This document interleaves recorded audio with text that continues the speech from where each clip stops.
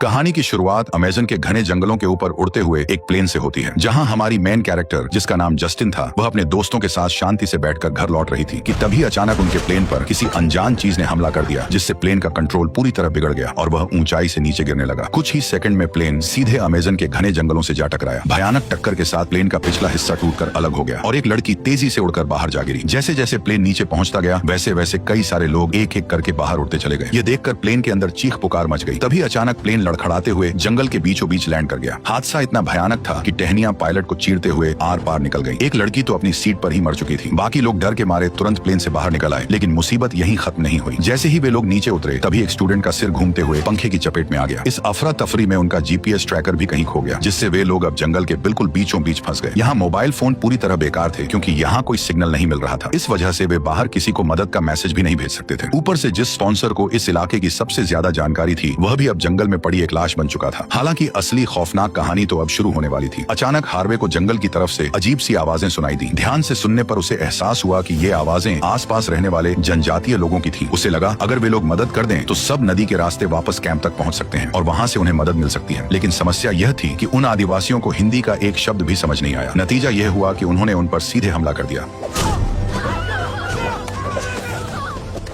हमले की वजह से हार्वे की गर्लफ्रेंड मारी गई और बाकी सभी लोगों को किसी जहरीले डार्ट से बेहोश कर दिया गया। कुछ देर बाद जस्टिन की आंखें खुली। होश आते ही उसने खुद को एक लकड़ी की नाव में पड़ा पाया। नाव के आगे पीछे बैठे लोग उसी जंगल की जनजाति के थे। घबराकर वो तुरंत अपने हाथों में बंधी रस्सी खोलने लगी, लेकिन जैसे ही उसने हिलने की कोशिश की, तभी एक आदिवासी उस पर चिल्ला पड़ा। पूरी तरह काले रंग से पुता ये आदमी इंसानों को खाने वाले कबीले का बेरहम कसाई था। जैसे ही नाव किनारे पर पहुंची, तभी कबीले के बाकी लोग भी दिखाई दिए, जिनमें चाहे बच्चे हों या बूढ़े, सभी ने अपने शरीर को लाल रंग से रंग रखा था। कुछ ही देर में पकड़े गए स्टूडेंट्स को उठाकर आदिवासियों के गांव ले जाया गया। गांव पहुंचते ही उनका अजीब तरीके से स्वागत हुआ। हर कोई उन्हें अजीब तरीके से छूने लगा, मगर पेड़ों पर टंगे कंकालों और बांसों पर टंगी इंसानी खोपड़ियों को देखकर उनकी हालत और भी खराब हो गई। जब वे आदिवासियों के रहने वाले बड़े झोपड़ों तक पहुंचे, तभी एक बूढ़ा आदमी लाठी टेकता हुआ सामने आया। वह इसी कबीले का बुजुर्ग मुखिया था। पूरे कबीले में उसकी बात पत्थर की लकीर मानी जाती थी। उसने बस अपनी लाठी जमीन पर ठोकी, तभी शोर मचाते सभी नरभक्षी अचानक शांत हो गए। फिर वह धीरे धीरे स्टूडेंट्स के पास आया और एक एक करके उसने सबको ध्यान से देखा। इसके बाद वह अपनी भाषा में कुछ बोलने लगा। स्टूडेंट्स को उसकी एक भी बात समझ नहीं आई। वे सब हैरानी से एक दूसरे को देखते रहे। थोड़ी देर बाद उन्हें वहां से ले जाया गया। फिर सबको एक सुअरों वाले पिंजरे में बंद कर दिया गया। पिंजरे के बाहर आदिवासियों की भीड़ जमा थी। वे सब उन्हें ऐसे घूर रहे थे जैसे कसाई खाने में खड़े जानवरों को काटने से पहले घूरा जाता है। मगर मोटा लड़का उनसे भी ज्यादा बदकिस्मत निकला। उसे वहीं अलग छोड़ दिया गया। तभी एक बूढ़ी औरत उसके पास आई। उसने उसे एक कटोरे में एक अजीब सा पानी पकड़ाकर जबरदस्ती पिला दिया। अगले ही पल उसे धक्का देकर एक बड़ी चट्टान पर लिटा दिया गया। उसके हाथों की रस्सी भी काट दी गई। जब तक उसे होश आया, तब तक कई हट्टे कट्टे लोगों ने उसके हाथ पैर दबोच लिए। फिर कबीले का मुखिया उसके सामने आकर खड़ा हुआ और उसने बड़ी बेरहमी से एक ही झटके में अपने चाकू से मोटे की आंखें बाहर निकाल ली और बड़े स्वाद से उन्हें छकने लगा। इसके बाद उसने उस मोटे लड़के की जीभ भी निकाल ली और बड़ी बेरहमी से उसे भी खा गया। उसी समय काले कसाई ने बड़ा सा चाकू उठाया और एक एक करके मोटे के हाथ पैर काटने लगा। कुछ ही देर में मोटा बेरहमी से टुकड़ों में काट दिया गया। ये नजारा देखकर मुझे बस यही लगा कि शायद बहुत ज्यादा मोटा होना भी खतरनाक है, क्योंकि अगर कभी ऐसे लोगों के हाथ लग गए तो सबसे पहले मोटे आदमी का ही गेम बजेगा। उसकी लाश अब आदिवासियों के लिए पकाए जाने वाले खाने में बदल चुकी थी। वे उसके शरीर को ठीक उसी तरह काट रहे थे जैसे कोई कसाई सुअर का मांस तैयार करता है। उन्होंने शरीर के हर हिस्से को बड़े ध्यान से अलग किया, जबकि धड़ पर खास मसाले जैसा लेप लगाने के बाद उसे मिट्टी के बने भट्ठे में डालकर भूनने के लिए छोड़ दिया गया। कुछ ही देर में मांस की गंध पूरे गांव में फैल गई। यहाँ तक कि बच्चे भी लालच में लार टपकाने लगे। दूसरी तरफ जस्टिन और उसके साथी ये देखकर और भी घबरा गए। अब उन्हें पूरी तरह यकीन हो चुका था कि वे सच में नरभक्षियों के पाले हुए शिकार बन चुके हैं। लेकिन उन सब में से सिर्फ हार्वे बिल्कुल शांत था। उसने फोन निकालकर सिग्नल ढूंढने की कोशिश की ताकि मदद मांग सके, मगर इस सब का कोई फायदा नहीं हुआ। कबीले के लोग जिस तरह बैठकर खाना खा रहे थे, वह नजारा किसी इंसानी दावत जैसा ही लग रहा था। फर्क बस इतना था कि उनकी थाली में रखा खाना इंसान का मांस था। हालांकि यह कबीला सुअर और गाय भी पालता था। इसी के साथ वे इंसानों को भी कैद करके रखते थे। पिंजरे में बंद लोग वहीं खाते पीते और वहीं अपनी जरूरतें पूरी करते थे। लेकिन रात होते ही नरभक्षी जल्दी सो गए, क्योंकि पूरे गांव में बिजली नहीं थी। अंधेरा दूर करने के लिए उन्होंने आग जला ली। मौका देखकर कॉलेज के स्टूडेंट धीरे धीरे आपस में भागने का प्लान बनाने लगे। दाढ़ी वाले आदमी ने कहा कि अगर उनका जीपीएस ट्रैकर मिल जाए तो वो बाहर से मदद मांग सकता है, लेकिन हार्वे ने कहा कि इस सब का कोई फायदा नहीं, क्योंकि यह आदिवासी हर जगह तैनात है और जैसे ही ये लोग उस मोटे के मांस को खा लेंगे, तब वह हम सबको भी मार डालेंगे। ये सुनते ही जस्टिन का गुस्सा फूट पड़ा, क्योंकि उन्हें यहाँ लाने वाला हार्वे ही था और उसी की वजह से उन लोगों की जान अब खतरे में थी। लेकिन वे चुपचाप मौत का इंतजार नहीं कर सकते थे। इसलिए एक लड़की ने पिंजरे की छत से बाहर निकलने की कोशिश की, लेकिन जैसे ही उसने सिर बाहर निकाला, पहरा दे रहे आदिवासी ने उसे तुरंत बेहोशी वाला तीर मार दिया, जिससे वो वहीं बेहोश होकर गिर पड़ी। अगली सुबह जस्टिन के पास एक छोटा आदिवासी लड़का बैठा हुआ था। उसकी नजर जस्टिन के गले में लटक रहे हार पर टिकी हुई थी। वह उस अजीब सी सीटी को देख रहा था। जस्टिन ने सोचा कि शायद उसे दोस्त बनाने से वे लोग यहाँ से भाग सकते हैं, इसलिए उसने उसी हार से एक सुरीली सीटी बजा दी। आवाज सुनते सुनते ही काला कसाई अपने साथियों के साथ वहां पहुंचा। उसने सभी लड़कियों को बाहर निकाल दिया और उन्हें उसी जगह ले गया जहां मोटे लड़के को काटा गया था। फिर उनके शरीर से कपड़े उतरवा दिए गए। कबीले का बुजुर्ग फिर से एक एक करके सबकी जांच करने लगा। कुछ देर बाद 2 लड़कियों को वापस पिंजरे में भेज दिया गया, लेकिन जस्टिन को अलग ले जाया गया। थोड़ी ही देर में आसमान से तेज बारिश शुरू हो गई। बारिश बढ़ते ही पहरेदारों को छोड़कर बाकी सभी आदिवासी अपने झोंपड़ों में लौट गए। ये मौका देखकर अंदर मौजूद एक लड़की ने भागने का सोचा। उसने फोन की रिंगटोन बजाकर आदिवासी का ध्यान भटका दिया, फिर फुर्ती से पिंजरे के ऊपर चढ़कर बाहर निकल गई। कॉलेज में वह तेज दौड़ने वाली एथलीट थी, इसलिए फिसलन भरी जगह में भी उसकी रफ्तार कम नहीं हुई। तभी उसकी नजर नदी किनारे पड़ी एक लकड़ी की नाव पर गई। वो तुरंत दौड़कर नाव के पास पहुंची और वहां से भाग निकली। बारिश रुकने के बाद जस्टिन को आदिवासी वापस घसीटते हुए ले आए। खुशकिस्मती से उसके शरीर पर कोई चोट नहीं थी, लेकिन उसके चेहरे और शरीर पर अजीब सा लाल सफेद रंग पोत दिया गया था। उसके साथी समझ ही नहीं पाए कि इसका मतलब क्या है। यहाँ तक कि हार्वे भी पूरी तरह कंफ्यूज था। तभी उन्हें एक आदिवासी लड़की दिखाई दी जिसके दोनों पैर कसकर बांधे गए थे। उसे देखते ही सबको बात समझ आ गई। दरअसल यह सभी आदिवासी जल्द ही जस्टिन के साथ शादी रचाने वाले थे और उसके साथ ऐसी ऐसी चीजें करना चाहते थे जो किसी की सोच से भी परे थी। ये बात पता चलते ही जस्टिन और भी ज्यादा घबरा गई। तभी हार्वे ने कहा कि जस्टिन को खुद को लकी समझना चाहिए, क्योंकि जिनकी उनसे शादी होती है वे और कैदियों से थोड़ा ज्यादा समय तक जिंदा रहते हैं। ये सुनते ही दाढ़ी वाले ने हार्वे को अपना मुंह बंद रखने के लिए कहा। फिर उसने जस्टिन को दिलासा दिया और कहा कि वे लोग यहाँ से जरूर भाग निकलेंगे। इसी दौरान कुछ आदिवासी खाने के कटोरे लेकर पिंजरे की तरफ आए। खाना बांटते समय जस्टिन की नजर फिर उसी छोटे आदिवासी लड़के पर पड़ी। इस बार उसने फिर से सीटी बजाई। लड़का उस आवाज को बिना रुके सुनता रहा। उधर हार्वे उसका मजाक उड़ाते हुए बोला कि यह सब बेकार की कोशिश है। फिर वो कटोरे में रखा अजीब सा खाना खाने लगा। पास बैठी सुनहरे बालों वाली लड़की हिचकिचा रही थी, क्योंकि वह वेजिटेरियन थी, मगर वह भूख बर्दाश्त नहीं कर पाई और इंसानी मांस के टुकड़े खाने लगी। लेकिन कटोरे के खाली होते ही जब उसने उसमें पड़ा टैटू देखा तो उसे समझ आ गया कि वह जिस इंसान के मांस के टुकड़ों को खा रही थी वह असल में उसकी दोस्त थी, जो यहाँ से बच निकल कर भागी थी। सदमे में आकर उसने तुरंत कटोरा तोड़कर अपना गला काट लिया। असल में आदिवासियों ने उसकी दोस्त को चोरी छुपे मारकर पका दिया था, लेकिन जब तक उसके बाकी दोस्त कुछ समझ पाते तब तक लड़की की सांसें रुक चुकी थी। लेकिन वे लोग नहीं चाहते थे कि उसकी मौत बेकार जाए, इसलिए उन्होंने चुपके से उसके मुंह को खोलकर डंडी की मदद से नशीले पत्ते उसके गले के अंदर ठूंस दिए, ये सोचकर कि अगर नरभक्षी इसे खा लेंगे तो पूरा कबीला नशे में डूब जाएगा। आदिवासियों को उनकी यह चाल बिल्कुल पता नहीं चली। जब काला कसाई वहां आया उसने बिना देर किए लाश के टुकड़े कर दिए, फिर धड़ को उसी मिट्टी के भट्ठे में डाल दिया। कुछ ही देर में मांस की तेज खुशबू फैल गई। खाना खाते ही कई आदिवासी अजीब हालत में डगमगाने लगे, मानो उन्हें इससे पहले इतना ताकतवर नशा कभी नहीं मिला हो। मौका देखकर जस्टिन और दाढ़ी वाला लड़का तुरंत पिंजरे से बाहर भाग निकले, लेकिन जैसे ही दूसरा लड़का भागने लगा तभी हार्वे ने उसे डांट मारकर बेहोश कर दिया, ताकि हार्वे उनका पहला शिकार न बने। जस्टिन के पास उसे बचाने का समय नहीं था, इसलिए वे तुरंत वहां से दूर भाग गए। कुछ देर बाद लड़का बेहोशी से जाग गया। आंख खुलते ही उसने देखा कि 2 आदिवासी उसके सामने बैठे हैं, जो अभी भी नशे के असर में अजीब तरह से हंस रहे हैं। ये देखकर उसे लगा कि शायद वह चुपचाप भाग सकता है, लेकिन नरभक्षियों को अब इंसानी मांस की आदत लग चुकी थी, इसलिए उनमें से एक ने अचानक उसका हाथ पकड़कर दांतों से चबा डाला। ये देखकर वह डर के मारे उठकर पूरी ताकत से भागने लगा, मगर आसपास मौजूद बाकी आदिवासी तुरंत उस पर टूट पड़े। कुछ ही सेकंड में चारों तरफ से भीड़ उसे घेर चुकी थी। हर कोई उसके शरीर को चील कौओं की तरह नोचने लगा। पलक झपकते ही उसका शरीर बुरी तरह टुकड़ों में बंट गया। उधर जस्टिन और दाढ़ी वाला लड़का नदी के किनारे किनारे ऊपर की तरफ बढ़ते रहे। उन्हें लगा कि अब वे जल्द ही रेस्क्यू टीम के करीब पहुंच जाएंगे। तभी अचानक नदी पार करते वक्त जस्टिन का पैर फिसल गया। वह सीधे तेज बहाव वाले पानी में जा गिरी। उसकी चीख सुनते ही दाढ़ी वाला आदमी भी घबरा गया। उसने सब भूलकर नदी के किनारे किनारे उसका पीछा करना शुरू कर दिया। फिर उसने एक डाल की मदद से जैसे तैसे जस्टिन को नदी से बाहर खींच लिया। इसके बाद वे जंगल के अंदर की ओर बढ़ने लगे और उसी जगह पहुंच गए जहां उनका प्लेन गिरा था। यहाँ मारे गए लोगों की लाशें बांसों पर टंगी हुई थी। धूप और हवा में सूखकर वे अब नरभक्षियों का लजीज खाना बन चुके थे। ये नजारा देखकर जस्टिन डर से कांप उठी, मगर दाढ़ी वाला आदमी सीधे प्लेन के मलबे की तरफ दौड़ा, जहां आखिरकार उसे उसका जीपीएस ट्रैकर मिल गया। लेकिन ट्रैकर की बैटरी खत्म हो चुकी थी, इसलिए वह पूरी तरह बंद था। तभी अचानक जस्टिन को मोबाइल की रिंगटोन सुनाई दी। दोनों तुरंत पास पड़ी लाशों की जेबें टटोलने लगे। आखिरकार उन्हें हार्वे की गर्लफ्रेंड की जेब में फोन मिल गया। लेकिन जैसे ही वे दोनों खुश होने लगे तभी अचानक वहशी कुत्तों की तरह ढूंढ रहे आदिवासी उन तक पहुंच गए।